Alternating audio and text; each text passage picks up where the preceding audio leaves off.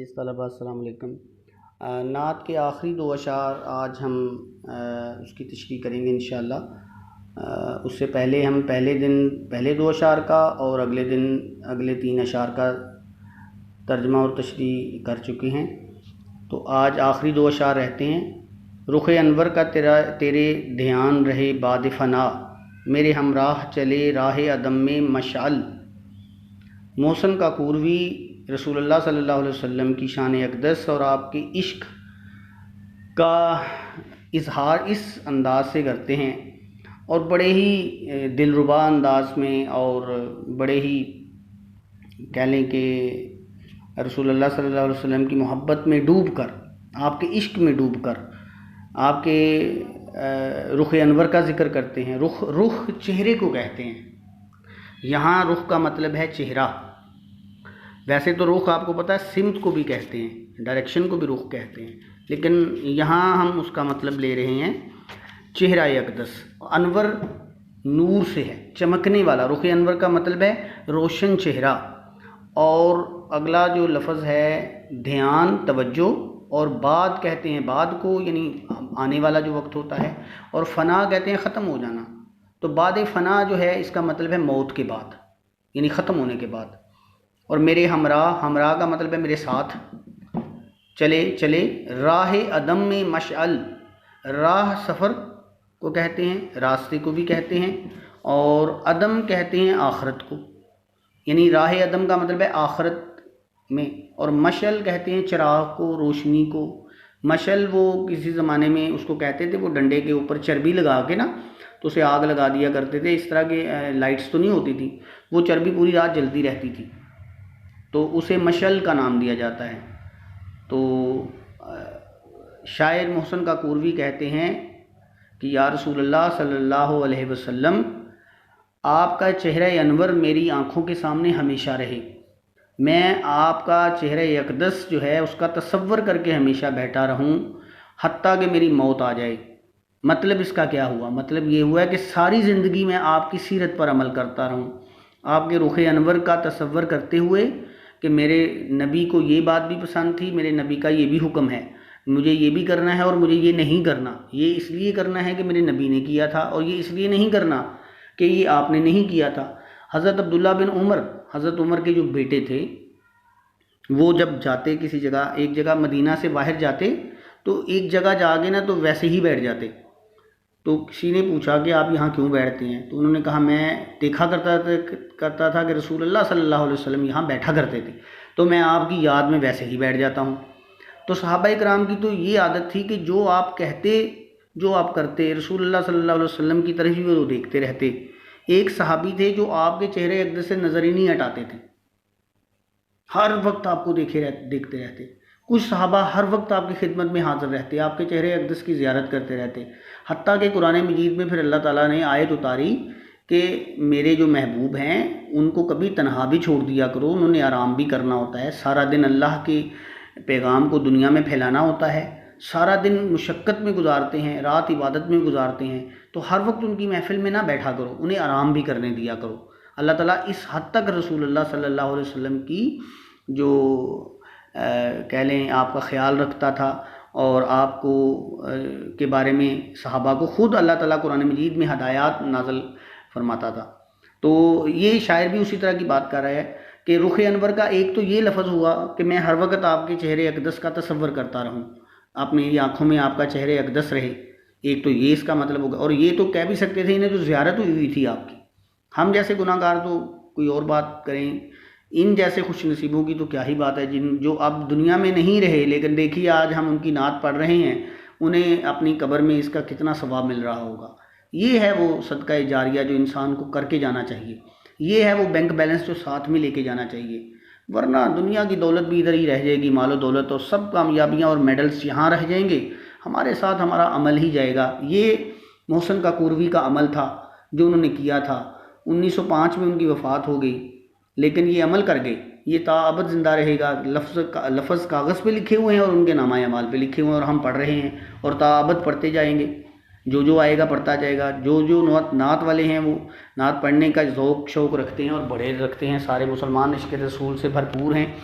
तो शायर कहता है कि मैं आपके चेहरे अनवर का ध्यान हमेशा अपने सामने रखूं हत्ता कि मेरी मौत आ जाए, और मरने के बाद भी मेरे सामने आप ही का चेहरा हो। और आपको मालूम है कब्र में भी रसूल अल्लाह सल्लल्लाहु अलैहि वसल्लम की ज़ियारत करवाई जाएगी और पूछा जाएगा कि ये जो शख्सियत हैं जिनका आपको इस वक्त दीदार करवाया जा रहा है, क़यामत के दुनिया में तुम इसके बारे में, इनके बारे में क्या कहा करते थे। मा कुन्त तक़ूल फ़ी हक़्क़ हाज़िहिर रजुल, इस शख्स के बारे में दुनिया में तुम्हारा क्या अक़ीदा था। ये मुसलमानों हों या काफिर हों, जो शख्स भी मर जाएगा कब्र में उसको दीदारे नबी जो है उसकी सादत हासिल होगी। और फिर अगले मिसरे में कहते हैं मेरे हमराह चले राह अदम में मशल, और ये जो आपके रुख अनवर का नूर है ना, ये रुख अनवर का जो नूर है ये मेरे हमरा चले, मेरे जो है साथ चले, और कितना साथ चले कि मुझे आखिरत में मेरे लिए मशल का काम दे, आखिरत में मेरे लिए मुझे रास्ता दिखाने का काम दे। तो शायर आप सल्लल्लाहु अलैहि वसल्लम के चेहरे अक़दस के नूर का जिक्र करके तो ये कह रहा है कि एक तो आपका चेहरा अनवर मेरी आँखों में रहे और मैं दुनिया से चला जाऊँ, और जब मैं दुनिया से चला जाऊँ तो आखिरत में जो मुझे मुश्किलात आएंगी तब भी मुझे आपके चेहरे अक़दस का नूर, आपके वजूद मुबारक का नूर, आपका जो साथ है वो मुझे अंधेरे में रोशनी दिखाए, मुझे गुनाहों के अंधेरों से और गुनाहों के हिसाब किताब के अंधेरों और सख्तियों से वहाँ रोज़े महशर बचाए। और आखिर में शायर कहता है सफ़े महशर में तेरे साथ हो तेरा मद्दाह, हाथ में हो यही मस्ताना कसीदा। ये गज़ल बहुत ही खूबसूरत शेर है। शायर कहता है सफ़े महशर यानी महशर में कतारें लगी होंगी, लोग खड़े होंगे कतार दर कतार। महशर यानी रोज़े हशर का जो यानी जिस दिन हिसाब किताब होगा उसे रोज़े महशर कहते हैं ना, क़यामत का दिन। और मद्दाह कहते हैं मदहा करने वाला, मदहा कहते हैं तारीफ़ को। और मस्ताना कहते हैं मस्ती में कोई चीज़ बोली जाए ना तो वो मस्ताना यानी मस्ती में, यानी मस्ती का मतलब है किसी जज्बे में डूब के कोई चीज़ बोल दी जाए तो उसे नारे मस्ताना कहा जाता है। और कसीदा यानी ये इसको नात जो है ये कसीदा भी है और ये गज़ल भी कह दिया। यानी शायर कहता है कि चाहे इसको गज़ल का नाम दे दें चाहे इसको कसीदे का नाम दे दें, ये जो भी मैंने लिखा है मेरी ये आरज़ू है कि क़यामत के दिन मैं आपके साथ हूँ, आपकी मद्दाह बयान करने वाला ये ग़ुलाम रोज़े महशर आपके साथ खड़ा हो और मेरे हाथ में क्या हो, मेरे हाथ में यही नात लिखी हो, यही मेरा जो कसीदा है जो मैंने मस्ती में लिखा है, आपके इश्क की मस्ती में डूब के मैंने ये जो नात लिखी है यही मेरे हाथ में क़यामत के दिन हो, और यही कसीदा जो है वो मैं लेके आपके सामने खड़ा हूँ। आप इसको इसकी वजह से मेरी तरफ नज़र करम फरमाएं तो और मेरा जो है हिसाब आसान हो जाए और मैं भी बख्शा जाऊं और आपकी संगत में फिर जन्नत में जाऊं। तो ये इसकी बहुत सी तशरीहात हो सकती हैं। इसमें जब भी मैं आपको पढ़ाऊंगा आप किसी किताब से पढ़ें वो भी बेहतरीन है, आप ख़ुद से करें अगर मेयारी अल्फाज हैं तो वो भी बेहतरीन है। आप में से जो बच्चे इस काबिल हैं कि वो ख़ुद कर सकते हैं तशरीह, वो बिल्कुल इधर उधर से ना याद करें, वो ख़ुद भी कर सकते हैं, लेकिन वो पहले दिखा लें और मुझे एक दफ़ा बता दें कि वो कैसा लिख सकते हैं। वरना जो बच्चे ख़ुद से नहीं लिख सकते उनके लिए ज़रूरी है कि वो कोई भी एक हेल्पिंग बुक ले लें। बेशक हमसे बाद में हम आपको इसके नोट्स भी दे देंगे, वो वहाँ से याद कर लें। लेकिन वो जो नोट्स हो या किताब है ना, अब जो हम किताबें हमने देखी हैं उसमें तो एक एक शेर की दो दो सफ़हात की तशरीह होती है और उसमें 10 इजाफी अशार लिखे होते हैं। तो हमारी तशरीह सिर्फ 5 नंबर की होती है। तो 5 नंबर के लिए एक सफ़ा काफ़ी होता है। मैंने जितना बोला है ना एक शेर की तशरीह में, ये बहुत ज़्यादा है, काफ़ी है। अगर इसी को जहन नशीन करके आप इसका खुलासा लिख देना तो ये देखें एक दूसरे से मिलते जुलते मानी मफ़हूम और इसकी तशरीह है। नज़म में ये बहुत फ़ायदा होता है, नज़म की तशरीह में हमें बड़ा फ़ायदा होता है कि एक शेर की तशरीह दूसरे में भी लग जाती है क्योंकि मौजू एक होता है ना, उन्वान एक होता है। तो अब हम इसकी जो है मश्क देखते हैं। तो उसमें लिखा हुआ है हम्द मनकबत में फ़र्क वाज़े करें और नात में। तो मैंने ये शुरू में बताया था हम्द अल्लाह ताला की तारीफ़ वाली नज़म होती है, नात में रसूलुल्लाह सल्लल्लाहु अलैहि वसल्लम की तारीफ़ होती है। मनकबत में सहाबाए कराम औलिया कराम की तारीफ़ की जाए तो वो मनकबत होती है। शायर ने रसूलुल्लाह सल्लल्लाहु अलैहि वसल्लम की क्या क्या औसाफ बयान किए हैं। तो आपको मालूम है कि शायर ने रसूलुल्लाह सल्लल्लाहु अलैहि वसल्लम को फूल कहा है, शायर ने आपको अबद का हुस्न कहा है, आपको समर कहा है, आपको दरख्त की मानंद कहा है, आपको मोती कहा है, आपको कमल कहा है। कितने अशार में देखा है, ये इसका जवाब है। फिर आखिरी 3 अशार में क्या शायर ने दुआ की है, तो शायर ने ये दुआ की है कि मेरी उम्मीदें आपसे वाबस्ता रहें और वो सरसब्ज़ दरख्त की तरह मेरी उम्मीदें फलती फूलती रहें, और मेरा आपके साथ अल्लाह ताला साथ कर दे, आपका रोशन चेहरा मेरे सामने हो, और फिर रोज़े महशर आ जाए और मैं ये नात और ये कसीदा लेके आपकी खिदमत में हाज़िर हो जाऊँ। ये की है। इस नात में कौन कौन सी तशबीहात का ज़िक्र है, तो आप देखें इसमें ये तशबीहात कौन कौन सी हैं। एक तो इसमें गुल जो है फूल है, ज़ेब दामान अबद है, तुर्रे दस्तार अज़ल है, औज रिफ़त का कमर है, देखें औज रिफ़त का कमर है, नखले दो आलम का समर है, बहर बहदत का गोहर है, चश्मे कसरत का कमल है। ये तशबीहात भी हैं, ये इस्तारे भी हैं। अब ये अगर तशबीहात कह रहे हैं इसको तो ये भी ठीक है, लेकिन हैं ये बतौर इस्तारा इस्तेमाल हुए हैं, लेकिन इनसे तशबीह के मानों में ये लिया गया है कि इनमें यानी जिससे तशबीह दी जाती है उसमें और जिसको तशबीह दी जाती है उसमें चीज़ वो एक ही मुश्तरक होती है। तो आप को फूल कहा गया, आपको रोशनी कहा गया, आपको दस्तार कहा गया, तो कई हवालों से जो है वो यहाँ पे तशबीहात उसको उनमें ज़िक्र है। फिर इस नात में जिन असनाफ़ का ज़िक्र हुआ है उनकी तारीफ़ करें। तो इस नात में आपको आखिरी शेर में आपने देखा है ना कि शायर कहता है कि मेरे हाथ में यही कसीदा हो, यही गज़ल हो। फिर ऊपर शेर और कते का भी ज़िक्र है। तो मैंने बताया था कता तो 2 अशार कम से कम होने चाहिए। शेर हो अकेला 2 मिसरों पर मुश्तमिल हो तो उसे शेर कहते हैं, और 4 मिसरों पर हो तो वो 2 अशार और 1 कता बन जाता है। तो मैं अभी कोशिश करता हूँ कि आपको इसकी आपसे एक पेज शेयर करता हूँ जिस पे इसकी डेफिनेशन भी लिखी हो। तो आप ये देखिए, इसमें मैंने आपके लिए ये पेज एक शेयर किया है।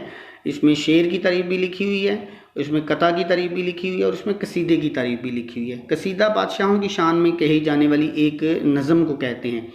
तो ये वैसे आप इसको पास करके अगर बाद में तफसील से पढ़ना चाहें तो पढ़ लें। तो अगले शेर में सवाल में शायर कह रहा है कि वो हो गया। अगला जो सवाल है, कलाम में एक चीज़ की मुनासबत से मुख्तलिफ़ चीज़ों का ज़िक्र होना जिसमें कोई तज़ाद ना हो। तज़ाद कहते हैं एक दूसरे का उलट होना, मुखालफत होना, फ़र्क होना, वो मरातुन नज़ीर कहलाता है। ये एक किस्म है, एक कह लें एक सिन्फ है या एक सनत है, यानी एक तरीका है कि एक शेर के एक मिसरे में एक चीज़ का ज़िक्र किया जाता है और उसी से मिलते हुए चीज़ का ज़िक्र अगले मिसरे में कर दिया जाता है। मिसाल भी वो दे रहे हैं, हो मेरा रेशाए उम्मीद वो नखले सरसब्ज़। तो पहले शेर में वो शायर बात कर रहा है नखले सरसब्ज़ की, नखले सरसब्ज़ यानी सरसब्ज़ दरख्त की बात कर रहा है, और अगले शेर में कह रहा है, अगले मिसरे में कह रहा है जिसकी हर शाख में हो फूल और हर एक फूल में फल, यानी उसी दरख्त के साथ फूल का भी तल्लक है और फल का भी तल्लक है। दरख्तों में फूल भी लगते हैं और फल भी लगते हैं। तो इस शेर के पहले मिसरे में नखले सरसब्ज़ की मुनासबत से शाख, फूल और फल का जिक्र किया गया है। तो इस तरह के कम से कम 3 अशार जिनमें सनत मरातुन नज़ीर पाई जाती है वो लिखे नहीं। फ़िलहाल आप इसको इतना ही पढ़िए, सनत मरातुन नज़ीर इतनी काफ़ी है आपके लिए। जब हम इसका टॉपिक ग्रामर का ये पढ़ेंगे तो उसके लिए ज़रूरी हुआ तो हम आपको ये करवा लेंगे। हमारी ग्रामर इस तरह की नहीं है कि हम उसको बहुत ज़्यादा तफसील और मुफस्सल अंदाज से पढ़ें, बस जितना ग्रामर में वो पूछते हैं हम उतना ही लिख देते हैं। वैसे तो और भी इसके लिए मैं आपको अशार जो है बता सकता हूँ, जैसे आशना अपनी हकीकत से हो, है दहका ज़रा दाना तू, खेती भी तू, बारह भी तू, हासिल भी तू। ये अल्लामा इकबाल का शेर है कि किसान अपनी हकीकत से आशना हो जा, तू ही दाना है, तू ही खेती है, तू ही बारिश है और तू ही मकसद इस खेत का मकसद भी तू है। यानी ज़िंदगी के हवाले से वो मुख्तलिफ़ तशबीहात दे रहे हैं और वो सनत मरातुन नज़ीर का इस्तेमाल कर रहे हैं। फिर अगले जो है इसमें मश्क में और कोई ख़ास चीज़ नहीं है, नात खाने की मश्क करें वो ठीक है। और फिर तशबीह के मफ़हूम और कान से आगाह करें। आपने 9th 10th में भी पढ़ी होगी तशबीह, हम दोबारा भी इसको पढ़ेंगे। हम ग्रामर के जो टॉपिक्स हैं उसको अलहदा मैं कर रहा हूँ इस वक्त। सिर्फ आपको याद है कि सैयद अहमद ख़ान के लेक्चर में मैंने आपको पढ़ाई थी ग्रामर का वो रोज़मर्रा और मुहावरा। इसमें थोड़ा सा मरातुन नज़ीर और तशबीह आपको मालूम है कि अगर एक चीज़ को किसी दूसरी चीज़ से मुश्तरका खूबी या खामी की वजह से उसके मुमासिल करार दिया जाए, यानी उस जैसा करार दिया जाए, तो हम इसको ग्रामर की रूह से इसको कहते हैं कि ये तशबीह देना कहलाता है। इसके मुशब्बा, मुशब्बा बे और अरकान तशबीह इसके अरकान कहलाते हैं। तो जब इसकी बारी तशबीह की आएगी, बहुत आसान टॉपिक है हमारा ये, तो पहले भी चूँकि आपने पढ़ा हुआ है तो वो उसके पढ़ाएंगे हम इसको उस वक़्त। तो ये आज अल्हम्दुलिल्लाह हमारी नात और उसकी मश्क मुकम्मल हुई। तो इसके बाद इंशाअल्लाह मुलाकात होती है अगले सबक में। अल्लाह हाफ़िज़।